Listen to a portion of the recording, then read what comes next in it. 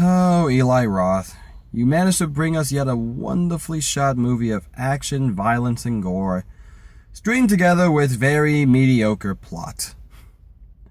I feel like I should address this once again, Rotten Tomatoes. Your critics are way, way off kilter with the rest of the world. Much like how Ghostbusters was certified fresh before the movie was even released, the same critics deemed Death Wish trite, utter garbage, just trying to spread racism. Real quotes, by the way. Keep politics out of movies, guys. Your lives will be so much better. Though, granted, I can't exactly put it past them for this. Given recent events in this country, especially down here in Florida, yeah, it's going to be tough to separate the whole political side from the non-political side. I personally like to keep it out of my movies, so I keep it as far away as possible, unless they, hit you over the hammer with it like Ghostbusters. For another day. But in this one, they actually do try to do something fair and just and unbiased to a degree. Yes, this is a revenge movie based on the original 1972 or 1974, I can't remember what year, Death Wish, which would spawn a couple of sequels, all with the same premise. Guy has family is taken from him via murder, or someone's in a coma, or an event happens, and he takes up a gun and starts proceeding to hunt down the people who, harmed his family. And this follows the same beats. Though I will say, this is actually a lot better than the original Death Wish in my opinion, but that's mostly because I didn't see Death Wish until literally about a year ago when I heard this was coming out, so take what you can. But, like I said, this is an okay action movie, just stringed together with mediocre plots. It's not worthy of a 15% on Rotten Tomatoes, something that puts it on par with God's Not Dead, and oh my, why is there a third one of those coming out? We don't need the third one. We need probably another Death Wish movie, just better plot, man. You know how to shoot your action scenes, you know how to make people wince in pain. No joke. You know that car shop, body shop scene in the trailer where the guy's under the jack? Yeah, you see the quote payoff of that, but you don't see the beginning of that scene, and holy... Okay, imagine, if you will, a scene so just... that most of the people are like scrunched in the corner over here of their seat, like 1 foot up going, no. Myself being one of them. Because that scene just went, There's gore, there's torture, and in that fine middle line, you got Eli Roth. When he wants to make you feel pain and squints, he'll do that in spades. And Bruce Willis's deadpan is not helping that case. Then again, it doesn't hurt the fact that the people he's doing that to are scum of the earth that I have no sympathy for. I'm sorry, but if you are willing to hurt people, rob people, kill people, shoot kids, make them become your drug mules, I lose all sympathy for you as a human being and would love to see a bullet get lodged right between your forehead. But that's me. I'm not going to do that because I abide by the law. For the moment. Hopefully for the rest of my life, but still. It's one of those fantasies we've always had. If all these bad guys do these bad things and the cops can't stop them, is it okay for us to take the law into our own hands? And this movie addresses that. While we see it from Bruce Willis' perspective of him trying to, stop crime and fight back and, get revenge, it's more of just a legit just watching him fall apart. Yeah, he recovers a little bit, but you see the trauma that he goes through in the beginning.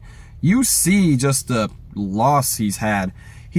And he even says in as I choke my words, even as he says in the movie, he abides by the law. He did everything right, and it was taken from him by a bunch of people who don't believe in the law, who don't believe in just what is right and wrong. And when you lose that sense of morality, it's tough to consider you a human being, in my honest opinion, when you go to an extreme. Someone stealing like an apple for a poor family or their family, or someone who like pirates movies, I won't exactly call that a high-level crime that is warrant of the said bullet between your head. But once again, my personal opinion. And in the movie, while we see that, we also see the cop side. The reason why the cops can't get this guy is because no one's coming forth. No one is telling what is going on. You need to tell people if something bad is happening. If you know something, it is your responsibility. Get that whole notion of snitching out of your head. Snitching is not real. Tattletaling is not real. If you are trying to report something because someone is being bad, it is the right thing to do. By not saying someone is doing something bad, you are accomplice to that. You are now part of the thing that is bad, and should be ashamed of yourself. But once again, mine, and from a decent part of this movie's perspective. And they do try to address the whole, is he a vigilante? Is he a hero? Is he a zero? And thankfully, that whole racism thing I mentioned from one of the comments from the critics actually is somewhat addressed in the movie, and it's rightfully stomped out immediately because, one of the guys he kills happens to be black. Bruce Willis is white. They try to make it about race for all of 10 seconds, and then someone immediately puts them into place and go, no, this has nothing to do about race. This has something to do with a guy trying to take back his town, which I think might be a bit of a nudge to the people who were originally going to poo-poo this movie because they thought it was going to be nothing but Bruce Willis going around shooting black people, which, in all honesty, he shoots all of, I think maybe one or two. I know he shoots one, but I don't think the other guy, because one of them's wearing a mask. So, there's that. Oh, no, wait, I stand corrected. There's the second guy, the other carjacker. But still, he didn't do it because of that. So why are you trying to make this a big thing on, reviews? It makes me upset. Keep politics out of movies is what I'm asking for. It's like that, the Transmuter with Liam Neeson and his just middle finger, the Goldman Sachs. Why was that in there? Really? Why? Still, what can I say about Death Wish?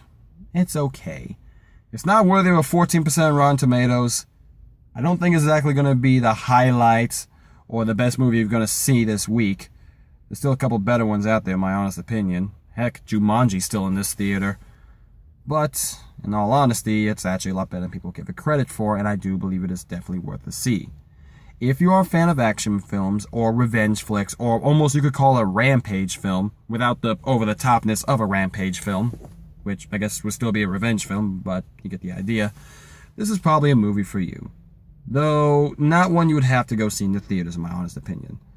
There's nothing really added to the depth of it from the cinematography. There's nothing really added to the depth of an actual scope and scale you would have to not see in the theater. Definitely one made for, Redbox, Netflix, TNT, HBO, those types of things. I want this film to do good, don't get me wrong, but if you're going to go bang for your buck, you'd probably be better off just renting a copy of John Wick or John Wick 2 and just watching those. So, yeah, there's that, guys. It's funny given the whole premise of having guns for self-defense, for a movie. When coming out next week is the movie called Strangers at Play, or Strangers Watch When They Play, basically a home invasion movie, which it makes you think, a couple of guns could end this like that. But, who knows? Maybe that'll be good. Maybe it'll be better than Death Wish, maybe not. Anyway, guys, like I said, it's an okay movie. Definitely not worthy of the 15% on Rotten Tomatoes. And I still think some of those ratings are way off. But it's up for you to decide. Please don't turn my comment section into a Second Amendment rights comment flag, flame war, whatever the heck I've been seeing on other reviews. Anyway, till next time, I'm Kevin Riley, sign off, and I'll see you all next time. Later.